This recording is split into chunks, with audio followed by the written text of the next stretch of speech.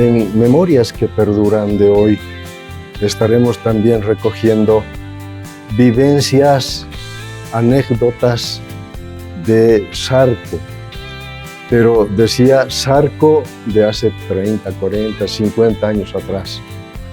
Los cambios inevitablemente se han dado a lo largo del tiempo, pero recordaremos algunas facetas, por ejemplo, del Templo de la Merced, del Club Bismarck, de las plantaciones, los sembradíos que en aquel tiempo habían en la época. Y para esto, nuestro entrevistado es Claudio Terrazas Vargas, quien nació precisamente en Sarco. Yo diría nació, creció, vivió y sigue viviendo en Sarco. Estas anécdotas las iremos registrando en estas memorias a través del testimonio que él nos irá brindando a lo largo de esta entrevista. Claudio, quiero darte la cordial bienvenida al programa. Tu saludo para el público que verá el programa. Bueno, en primer lugar, yo te agradezco que hayas pensado en mi persona para llevar esto es decir, al saber de todos los que actualmente viven y de los que vivieron en Sarco. Para empezar y aclarar, sí, evidentemente yo he nacido a 200 metros exactamente del corazón de Sarco, que se considera el templo de Sarco. Hasta los 7 años he vivido hasta los 200 metros, como digo, reitero. Pero después he ido a vivir exactamente frente al templo de Sarco, es decir, en el corazón de la zona, del barrio. Y cabe aclarar, como alguna vez ya había dicho, ¿no? Y esto tengo que reiterar y decir, si Calacala ha sido la campiña de Cochabamba, Sarco ha sido primero el frutero. Eso porque tenía la variedad más grande de frutas que había en Cochabamba por aquel entonces. Y segundo, era también el lechero, porque allá estaban establecidos las lecherías, los productores de leche más grandes que había en Cochabamba. Para mencionar, solamente para mencionar, claro, dejando de lado a los pequeños, los grandes hacendados como Araníbar, Antesana, Quiroga, Urquidi y Maldonado, esos eran los mayores productores de leche, ¿no? Eso de entrada te puedo decir. Sarco, para mí o para todos nosotros los que en aquel entonces vivíamos, comprendía desde la actual Simón López al norte. Al este significaba más o menos unos 200 metros paralelo a la avenida Libertador Bolívar. Al sur era el ex hipódromo, o sea, la Blanco Galindo. Y al oeste prácticamente abarcaba más o menos hasta lo que actualmente es Condebamba, ¿no? En sí, Sarco era Sarcobamba, como seguramente esto se ha escuchado traído por los españoles, Bamba, y Sarcobamba, Condebamba, Chaquibamba, todo por esto. O sea que era una zona agrícola. Exactamente, como te digo, zona estrictamente agrícola y ganadera. Pero, insisto, yo voy a decir, el 20 o hasta 30% de las propiedades estaba colmada de fruta. Y la variedad, yo creo que todas las variedades que hubieron en aquel entonces estaban allí en la zona. Variedades de fruta. Además de variedades de fruta, las variedades en la fruta misma. El durazno, por decir, había unas 20 o 30 variedades, lo que ahora se conoce como durazno, y durazno es todo. Claro. En aquel entonces había durazno, mocito, durazno, lincate, durazno, una infinidad de nombres. Existía también que no. Ha habido el pacay, la manzana, el membrillo, que ahora poco o nada hay, la nuez, la uva. Sí, para eso no me de las cosas que yo no iba a aprovechar ni comer, pero lo que comían nosotros. Ajá. Claudio, ¿recuerdas la infancia en Sarco? ¿Cómo has transcurrido tu infancia? Oiga, la infancia no era pobre como es ahora. No, yo veo infancia sumamente pobre. En aquel entonces nosotros teníamos todo para jugar. Para nosotros una simple piedra que tenga forma de auto era un juguete. Después no había tiempo para dormir. Desde que amanecía había que ir a pensar en robar los duraznos, que ella entonces llamaba coquear. Decía, vamos a coquear. Y ese, entrábamos donde se podía, donde no estaba casualmente el dueño. Ahí estuvimos nosotros, los coqueadores. En las bolsas o dentro de las vasijas nomás llevábamos lo que coqueábamos. ¿No? Después, no diría, insisto, no había la pobreza que actualmente se ve en los barrios marginales. No. Nosotros siempre teníamos que comer en aquel entonces, porque como hemos dicho y reitero, era una zona agrícola. Que estaban los choclos había que sacar, meter, cocinar, comer. Y lo hago con cierto orgullo porque después no he escuchado a alguien que su barrio haya sido el mejor. Como yo digo, yo he vivido en el mejor de los barrios, en un barrio donde tenía todo. Nunca no se ha faltado nada. Pero entre otras cosas también había que decir que nuestros padres eran disciplinados, nos enseñaron la disciplina, había que ser correctos. Oiga, y si vamos a hablar de aventuras, no vamos a terminar ni una semana. Máxime si tengo que echar como figura yo. Yo he sido el tipo, si vale el término, como comúnmente se dice, más desgraciado del barrio. Pucha. A mí me conocían 1 kilómetro a la redonda. El más desgraciado del barrio, dices, en un radio de 1 kilómetro, le digo un radio de 1 kilómetro. Todos me conocían y no me conocían por cosa buena, me conocían más por malo, por pícaro, por travieso, por todo eso. ¿Qué recuerdos tienes de la fiesta de la Virgen de la Merced? Oye, creo que en aquel entonces, para la cantidad de gente que había, la gente era más devota, era más, es decir, más religiosa, más respetuosa. Yo veo que ahora las fiestas son motivos de comercio, no más ya no es cuestión de fe, es cuestión de comercio. Todo hacen para negociar, vender, comprar. Y lo más triste que veo es una borrachera eterna.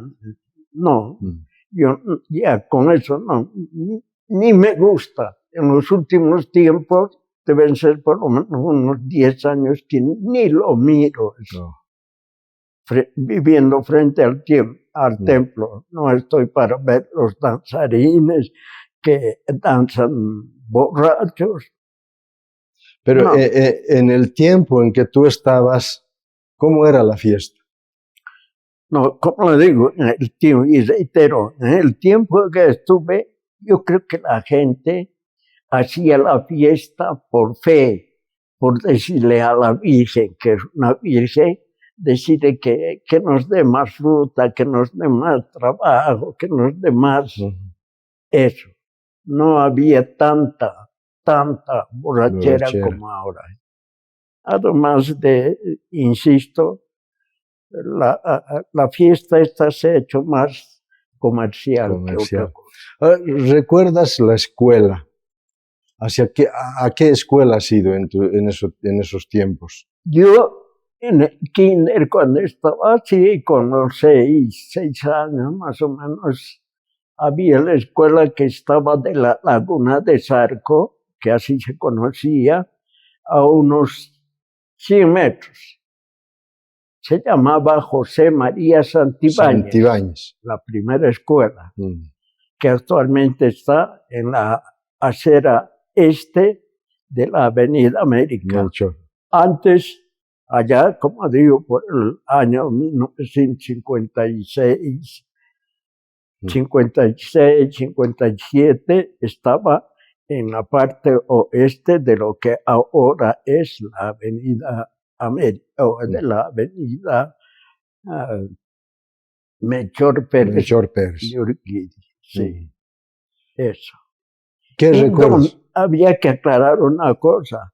Donde actualmente está el centro de pelota, del gimnasio, y todo, esa era la Laguna de Zarco.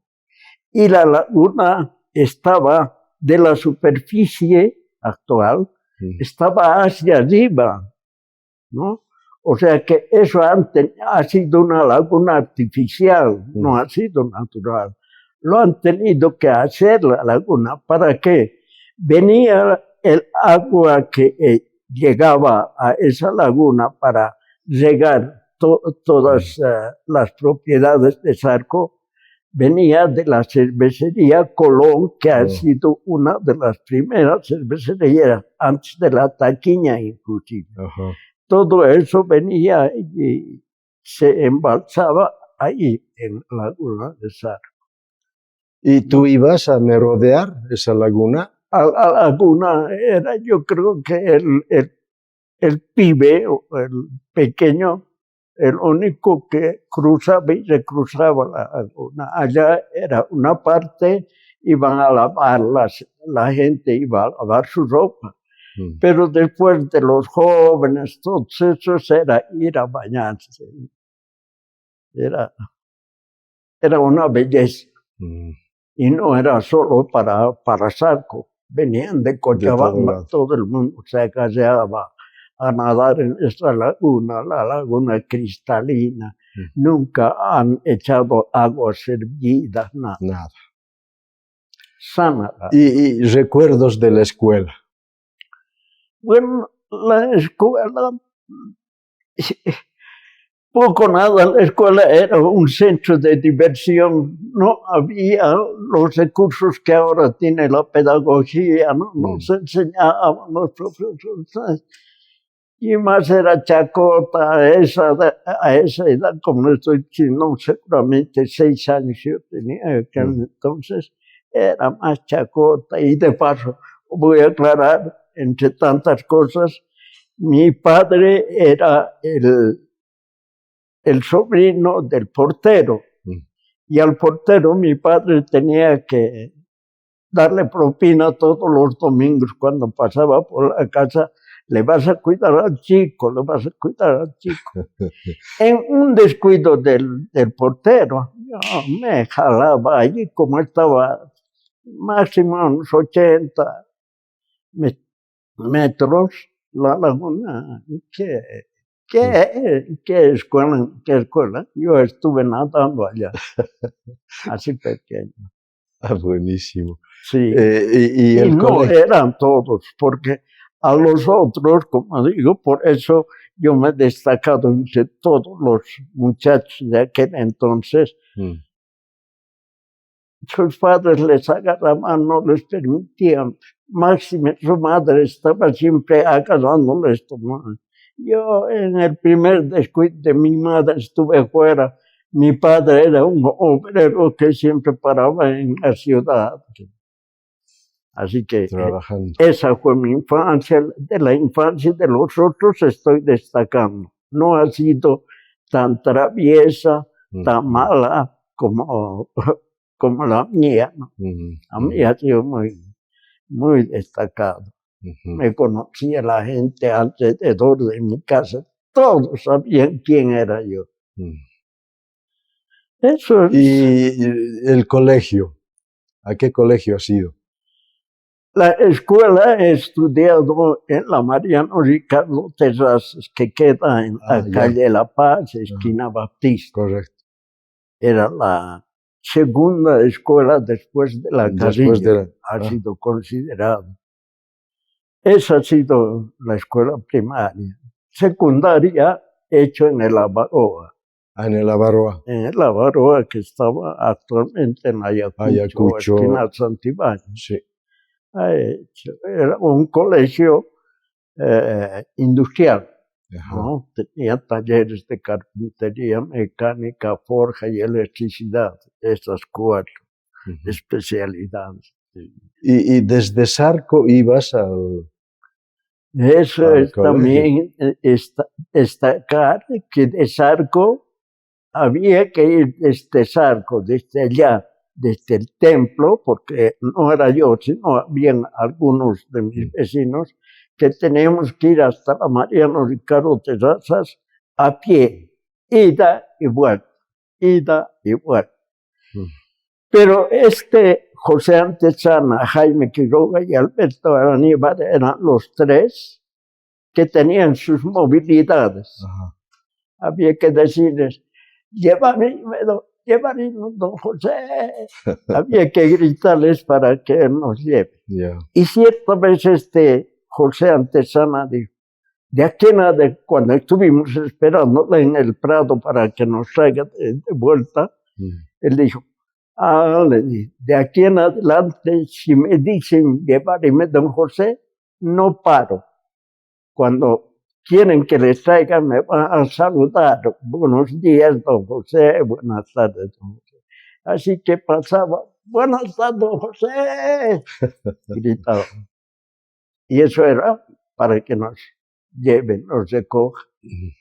Y el que se hacía dejar como yo, me pasaba por las canchas auxiliares del estadio, y a los entrenamientos de la hora, y me quedaba hasta las 2, 3 de la tarde. No eran todos, era solo yo. A mí que me encantaba el fútbol, estuve siempre allá en los entrenamientos. Ese era. Buenísimo. Pero la infancia, como les digo, de todos casi parecidos, así. Pero aunque eran un poco más omisos por el carácter de sus padres que les daban. Yo era el único hijo entre 4 mujeres. Entonces, para mi madre era más mimado. Lo que no acontecía con nosotros, que sus padres les daban huasca. Eso. Bueno. Hablemos del Club Bismarck. Tú has sido parte de la fundación de este equipo de básquet, fútbol. Ha sido meramente una derivación pues, del fútbol. En el fútbol yo ya estuve metido como dirigente, como fundador, como jugador. Cuando dijeron de que vamos a hacer un equipo de básquet, no hay mejor cosa. No hay mejor cosa. Nos hemos juntado y hay empezar pensando en el nombre, qué nombre le vamos a poner. El nombre sale de un tal Escalante, que era un hijo de unos residentes del barrio Quechisla. No, yo no me voy a robar ese nombre, ni nadie del barrio. Ese muchacho un tal Escalante, Juan Escalante, ha sido el que ha sugerido Bismarck. ¿Y qué es Bismarck? ¿Qué es Bismarck? Después en la historia, sí, yo me he enterado quién era Bismarck. Bismarck era no sé, un canciller, creo que era alemán. En honor de ese le pusieron al último torpedero alemán, cuando la Segunda Guerra Mundial, le pusieron el nombre de Bismarck. Y era el último torpedero. En la bandera que teníamos estaba dibujado el último torpedero. Y ahí sus guerrillas. Pero a partir de ahí ha crecido harto el Bismarck. ¿Recuerdas quiénes estuvieron en la fundación? En la fundación sí, los primeros eran Lucho García, Lucho González, mi persona, entre los hombres. Entre las mujeres estaban las hermanas García, las hermanas Terrazas y inclusive la hermana de Lucho Rebollo, la Eugenia, estaba también, ¿no? Haciendo los primeros movimientos. Eso sería, pero también cabe aclarar que los hijos de los residentes mineros, ahí estaba Cayo, me acuerdo de algunos nombres como Germán, después, sí, serían los más recordados. Para construir esa cancha a nosotros nos ha costado mucho. Hemos tenido que derribar árboles bueno, pero también había eso, no costaba nada. En la torrentera. Lo que costaba era el esfuerzo. Hacer en plena calle, que actualmente es la Beijing, ahí hicimos nuestra cancha. El piso, suelo batido, o sea, tierra batida, unos ex-sembradíos, sin pedir permiso, nada, esto está en la calle. ¿Y cómo es que se vinculan con la Liga de Sarco? No, pues vimos de que había uno, era la fundadora, la que ha conducido, y yo creo que es momento de recordarle y rendirle homenaje a esta señora Blanca París, que era jugadora ya, ella ya era jugadora de básquet de la selección cochabambina. Vino a residir ahí en el barrio. Entonces, ella fue la que ha fundado. Nosotros ya hemos entrado como equipo, claro, como aprendices, pero los otros venían de ocasión, se juntaban y jugaban, no porque no había canchas en cualquier parte. En cambio, nosotros hicimos nuestra cancha y jugábamos todas las tardes y ganamos experiencia, además de técnica también. Y por ahí no es mentira decir que unas 4 o 5 veces salimos campeones, ¿no? Hemos tenido el privilegio, yo he tenido como mis 2 hermanos, hemos tenido el privilegio inclusive de ir hasta Pulacayo, a los centros mineros, a jugar básquet, por la liga de Cala, ¿no? Era no me voy a cansar de rendir homenaje a doña Blanca, que actualmente vive, que ella ha sido la sacrificada, entraba en contacto con todas las autoridades habidas y por haber para conseguir lo que ha conseguido. Que ha conseguido hacer una cancha que tenga una plataforma de concreto, unas graderías, unos camarines. En aquel entonces era gran cosa. Claro. Oiga, y cabe aclarar una cosa. Yo digo, hoy en día hay canchita aquí, canchita allá, canchita en todas las OTBs hay canchas. En aquel entonces los gobiernos no se ocupaban de hacernos unas canchitas. Yo creo que una parte es por eso que el fútbol, el deporte boliviano de manera general no ha prosperado, porque no hemos tenido condiciones. Eso yo diría, ese concepto tengo. ¿Recuerdas qué equipos participaban de la Liga de Sarco? Eso sí que es un poco difícil. Había Huracán, había San Antonio, había los Chispas. Esos, a grosso modo, diría, no, para ser sincero, ya no está bien. Pero ahora, no eran pocos. Ya había inclusive 2 categorías, ¿no? Tanto en mujeres como en damas. Sí. Eso.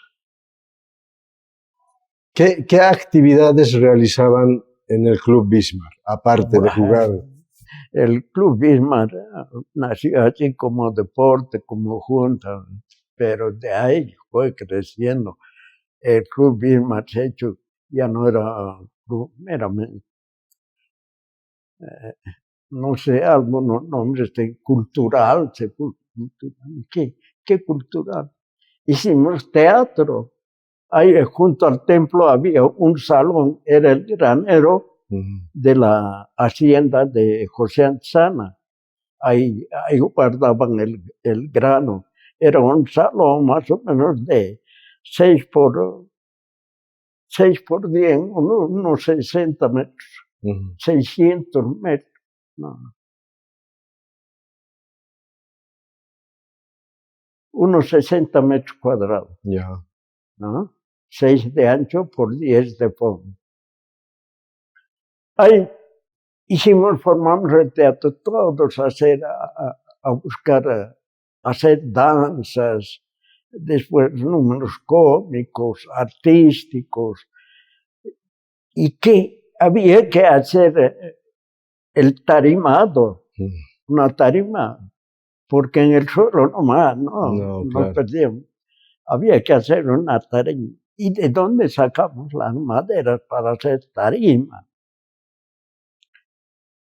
Había una casa abandonada que de ahí del templo estaba a unos 1000 metros. Era una casa abandonada. Y abandonada con sus puertas viejas abandonadas. Nos arriesgamos una noche, vamos entre todos a robar las puertas que quedaron y con eso armamos el entarimado. Un entarimado envidiable con madera gruesa, todo.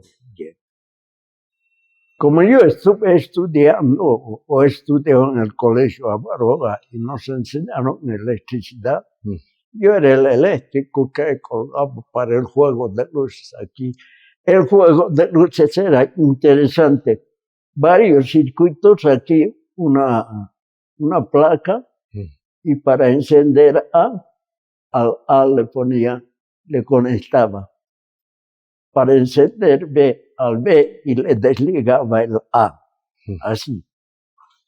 Un día de esos estuve juntando los cables, y había unos 2 muchachos que se les llamaban piristas.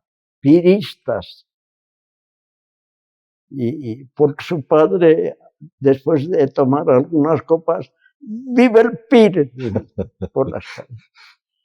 Yo estuve empalmando unos cables cuando uno de ellos agarró y le conectó una patada. Pero mi reacción fue tal que dio una patada al chico, lo saqué de ahí adentro. Levantadito me dio la impresión de que lo saqué así.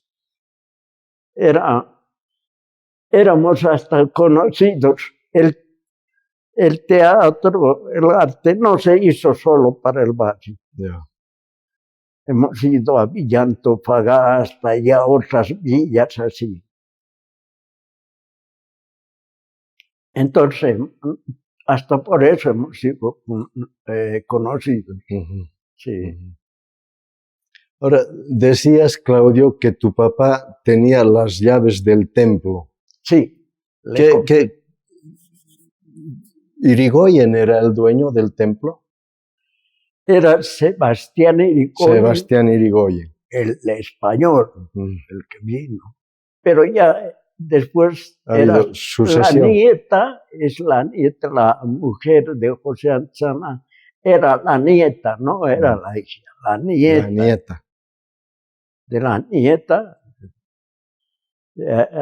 con la nieta se casó el José Anchana. José Anchana ha vivido un vagabundo desde que se ha casado con la nieta y se ha hecho de la propiedad, pues. Y tenían, en aquel tiempo todavía tenían colonos. Eran los colonos los que le trabajaban. Él vivía de lo que negociaba, la leche, las vacas, de eso vivía.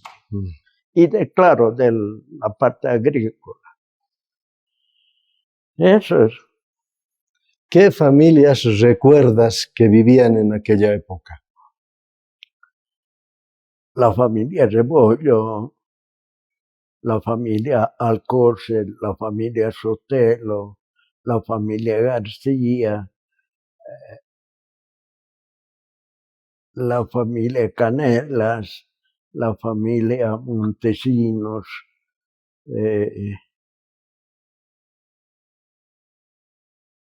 la familia Velázquez hacia el norte,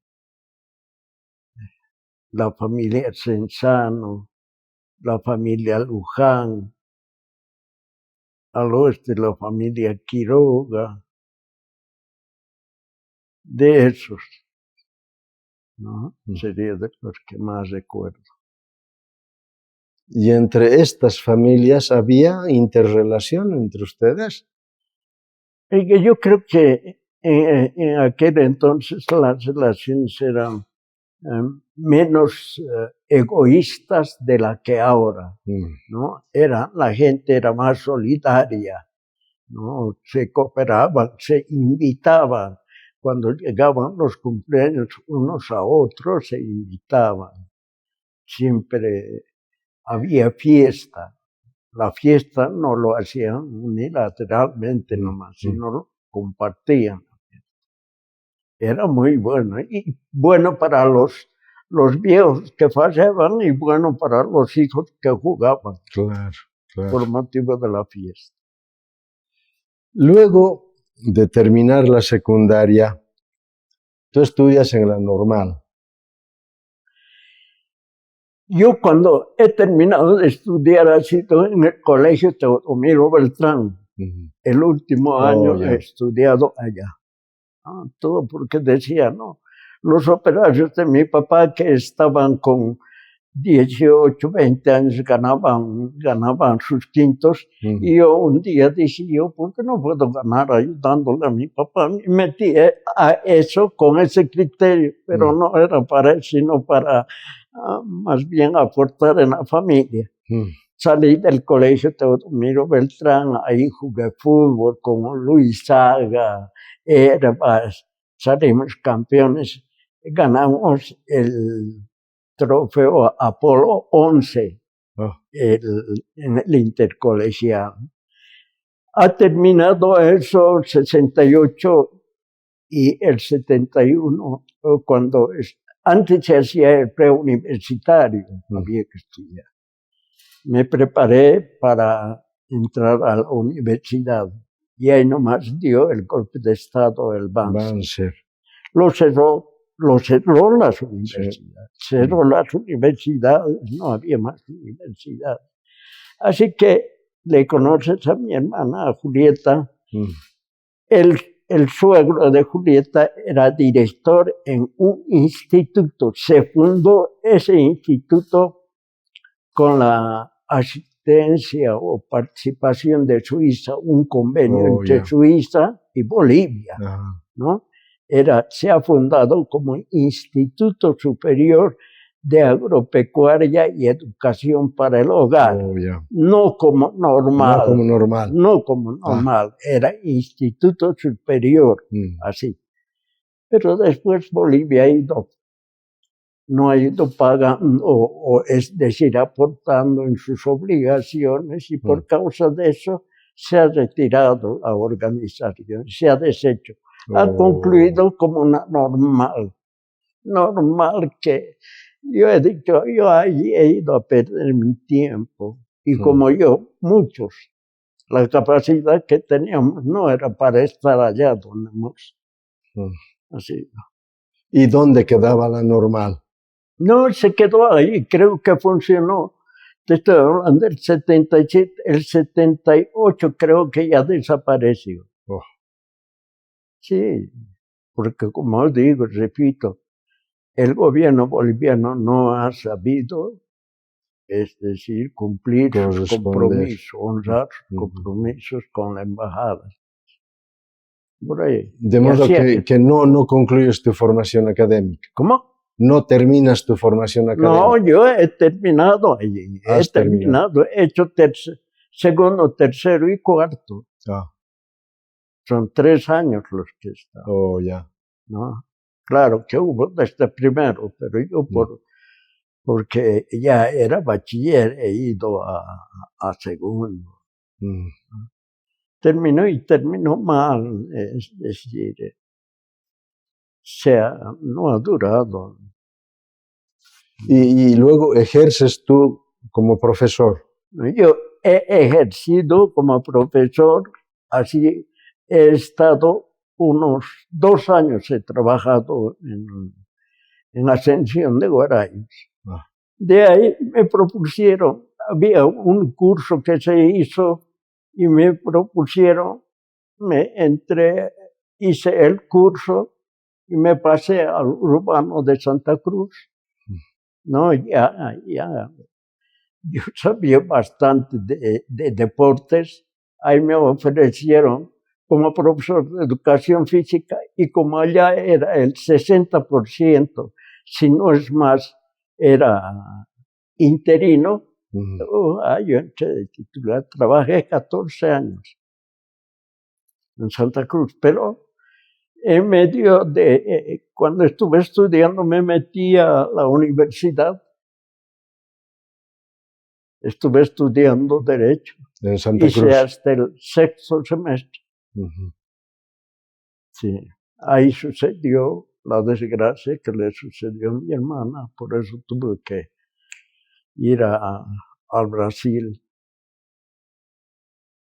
a tomar cuenta de mis sobrinos, que entonces eran pequeños. De modo que viviste en Brasil. Viví durante 20 años. 20 años en Brasil. Del 86 hasta el 2006. De modo que has aprendido a hablar portugués. Sí. Sí, y la forma como he aprendido, no he aprendido la gramática. No me interesaba tampoco. Lo verbal. Lo que he aprendido ha sido el idioma a mi manera. Pero yo creo que me dejaba entender y entendía bien. Eso ha sido. ¿Y qué hacías en Brasil durante estos 20 años? Nos hemos dedicado al comercio. Mis 2 sobrinos tenían que estudiar en la facultad, y aquí todavía hay colegios particulares. Mi hermana era la única que tenía que sustentar ese hogar. Entonces nos dedicamos al comercio. Ella llevaba de aquí mercadería consistente en género, ropa gruesa, como llaman. Y yo era el que acomodaba, por una parte. Por otra, aparecieron en aquel entonces, y eso es lo que creo que no se ha dado mayor renta, los celulares, esos adobes, que allá no había. Nosotros, Bolivia ha tenido, primero, Bolivia ha sido en tener el sistema celular. Después han ido al Brasil. Y eso llevaba mi hermana, y yo era el que me encargaba de negociar. Y allá, como ese, también he estado envuelto en la Asociación de Residentes Bolivianos, en el directorio, he entrado al directorio, y ahí también Bueno, yo creo que por donde he pasado he sido dirigente, he sido en el Bismarck, y así por el estilo, en ese instituto en el que ha sido creado, yo era el ejecutivo allá, después he ido a un magisterio, en el magisterio estuve metido, en la universidad estuve metido, en la universidad, en todos los directorios. Porque me gusta, no siempre me han gustado las relaciones, y de paso, vale decir, ¿no?, que cuando discute, dice, hay un programa en Red Globo, donde dice, el que discute sabe más. Y me hubiera gustado que tenga un interlocutor para discutir y decir, no, tú has sido así, o tú estás mintiendo. Estoy haciendo la entrevista solo como información, nada más, sin ningún opositor. ¿Y cómo te fue en las discusiones, ya como dirigente? No, siempre he tenido éxito, nunca he sido repudiado, nunca he sido, por decirlo, por eso yo digo, debía haber alguna persona que me contradiga y me diga, no, tú no has sido eso. He sido siempre exitoso en eso, pero exitoso en base a la discusión, sin capricho, ajustado a la realidad y la verdad. Eso, y me he caracterizado por eso. ¿No? Actualmente, cuando he vuelto aquí, he llegado a ser presidente de la OTB durante 14 años. Y me he destacado solo por eso, por conducir a las personas, decir, haremos esto, que se puede. Y así. Eso en la OTB Sarco. En la OTB, 14 años. La campana presidente durante 14 años. Y conste que yo he renunciado, porque toda vez que terminaba la gestión, que era 2 años, era por aclamación. No querían elecciones, no querían nombrar el comité electoral. Nada, que don Claudio, no. Así, ese ha sido mi...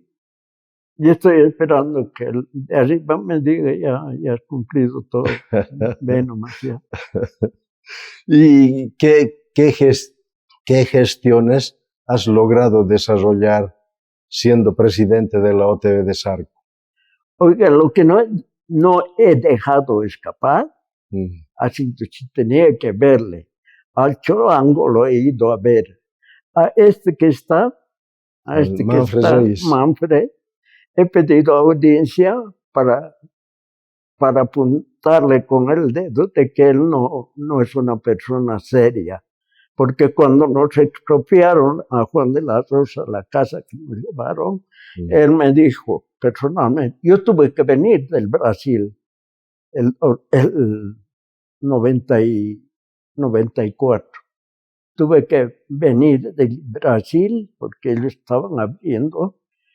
Y ahí se comprometió y dijo de que él nos iría a entregar todos los papeles en orden. Y lo que no ha hecho.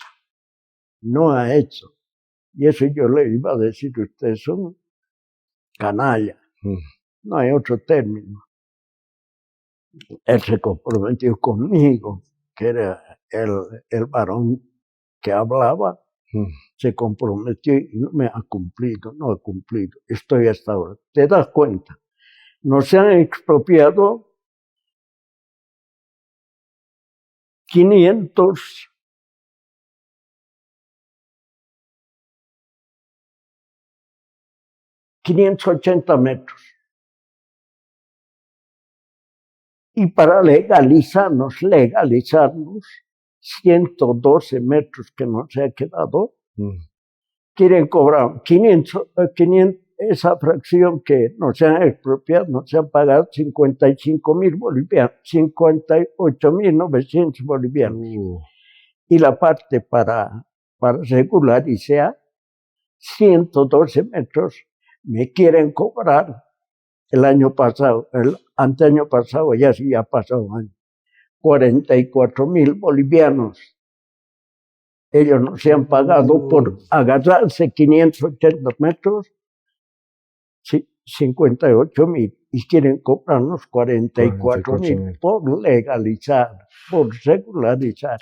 Ese es un escándalo para cualquier persona de sentido común. Pero claro. ¿No? Y así. De modo que todavía está pendiente ese trámite. Está pendiente. Yo, no obstante que desde las 4 de la mañana tenía que ir allá. Desde el 2018 creo que empezaron el trámite. ¿No? He agarrado otra tramitadora que haga nada. Caramba. Oye, yo he venido más a hablar de nuestro OTB y me está haciendo hablar. No, pero bueno, que sepa que el alcalde promete y no cumple, ¿verdad? Alguien se lo tiene que decir. Yo digo, ahora mismo quisiera tener una oportunidad y no es hoy, de mañana, pasado, voy a escribir, aunque sea en sus últimos días del consejo, les voy a decir, ustedes son cómplices de ese canalla que me ha hecho eso y que está pendiente. Complicado. Claudio, decías que tú eras el varón entre 4 mujeres. Sí. ¿Qué tal ha sido vivir en medio de 4 mujeres? Privilegio. Privilegio. Sinceramente, es un privilegio. Mira, y si pasa, esto lo he dicho y no es la primera vez. Creo que ni la media que me pongo yo es producto de mi trabajo. Son ellas las que me dan todo.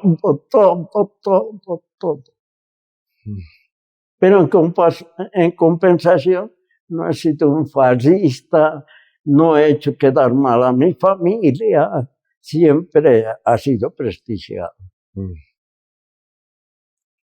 Con eso digo, ¿qué más?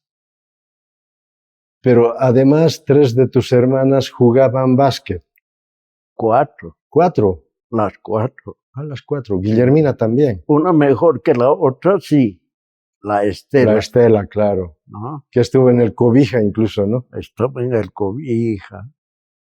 No le han llevado a las Olimpiadas de Venezuela, casto, por un tipo de relaciones que había, ¿no? Pero después las otras han jugado para el gasto, por el equipo sudando la camiseta del Bismarck. Eso. ¿Qué otros recuerdos tienes de Sarco? Oiga, un recuerdo un poco triste, creo que era el 68, creo que eran las inundaciones que hubo bajo una mazamorra que anegó todo Sarco, principalmente lo que ahora es la Simón López, eso las casas 2 metros, pero era lodo, es decir, mazamorra. ¿No? Esa era la parte triste y a todos dejaba triste porque su ganadito, sus gallinas principalmente, todos estaban en el lodo, muriendo o muertos. Eso sería complicado. Yo de mi Sarco no tengo nada malo que hablar. De toda su gente, con excepción de uno, otro, han sido unos falladores. Pero después todos eran sanos. Normal.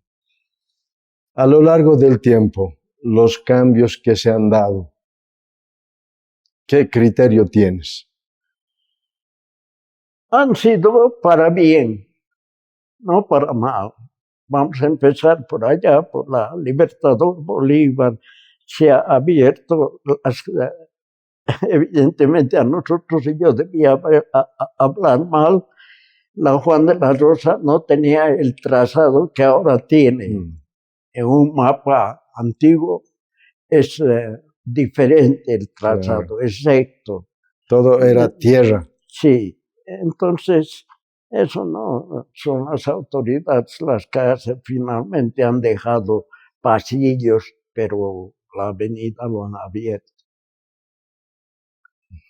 Eso en síntesis diría, ha sido la gente poco a poco sí ha crecido, ¿no?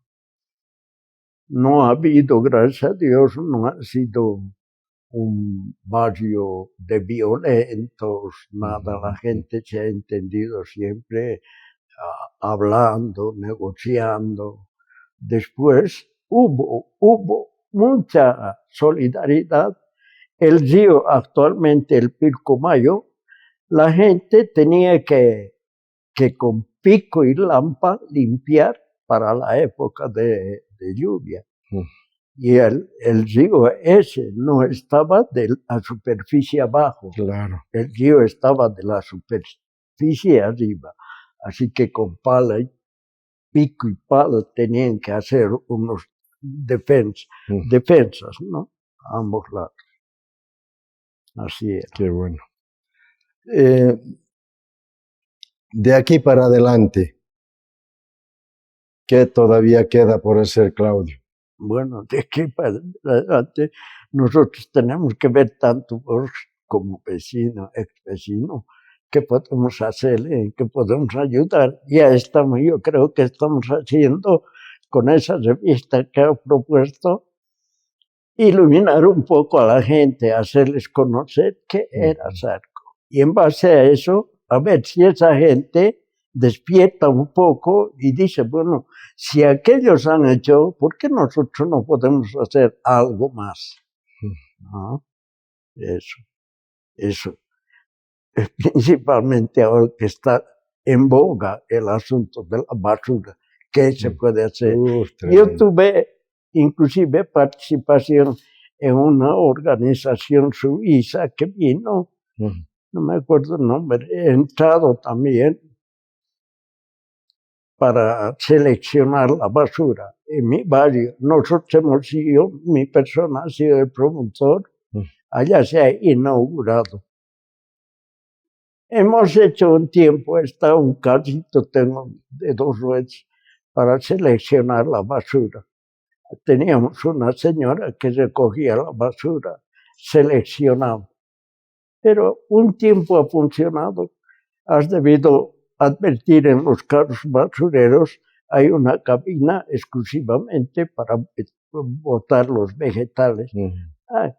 Que ha funcionado un año después, se me ha olvidado todo.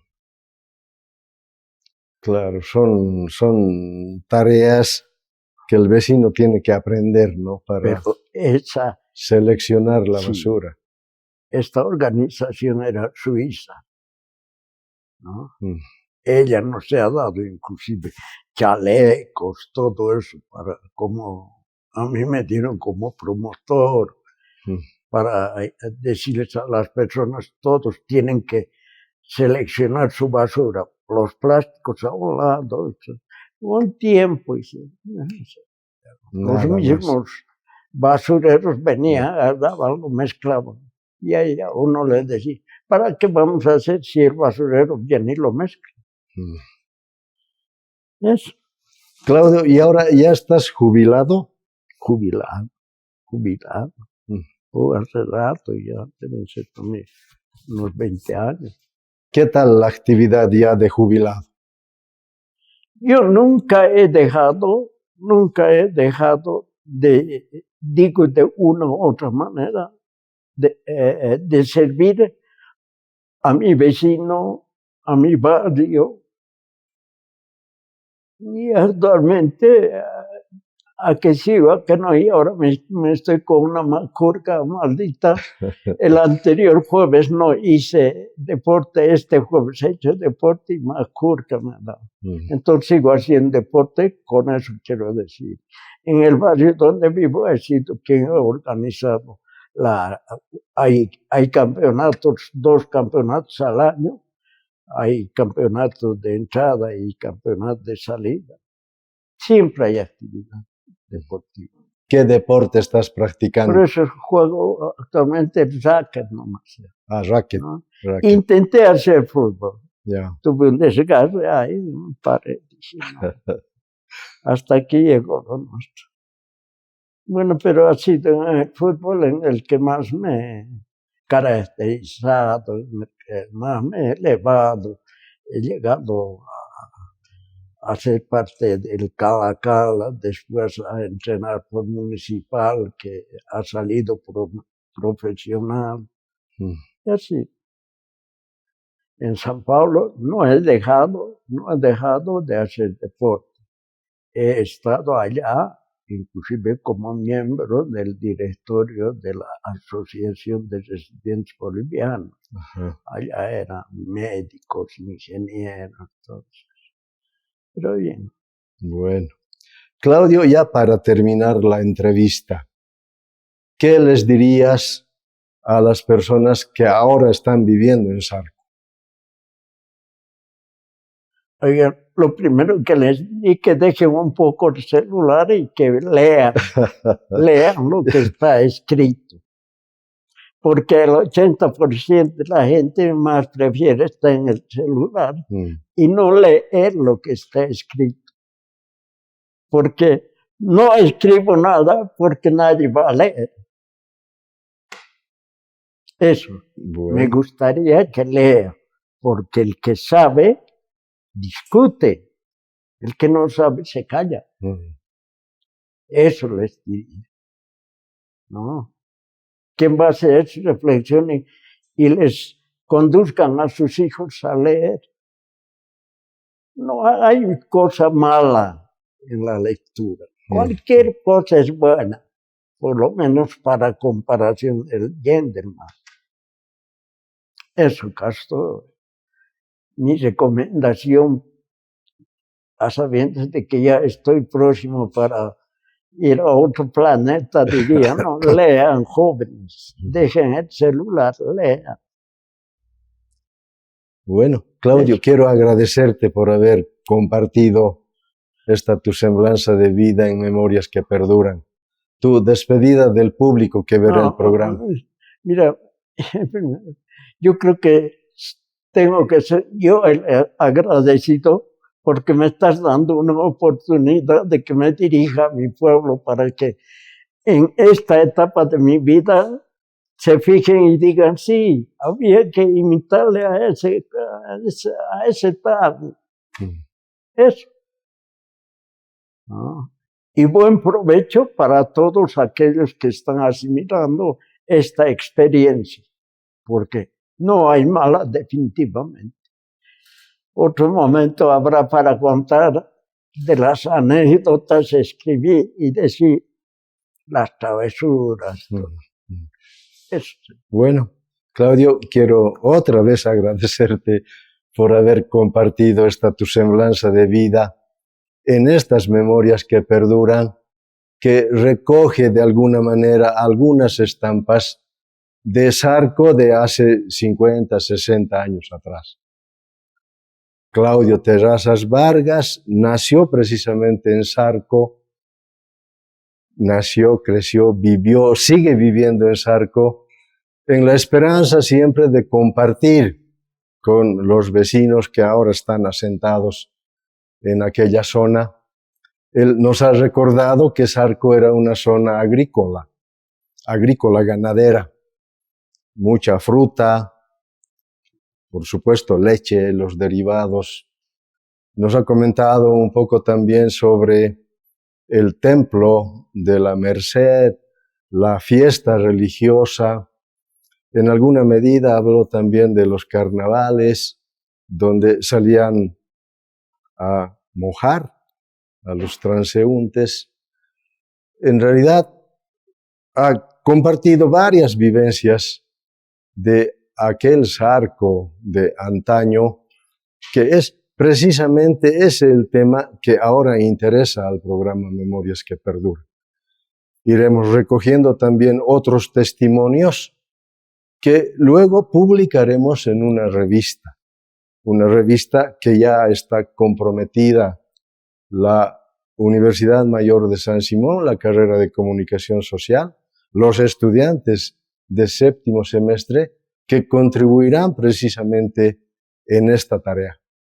En esta oportunidad hemos tenido la entrevista con Claudio Terrazas Vargas.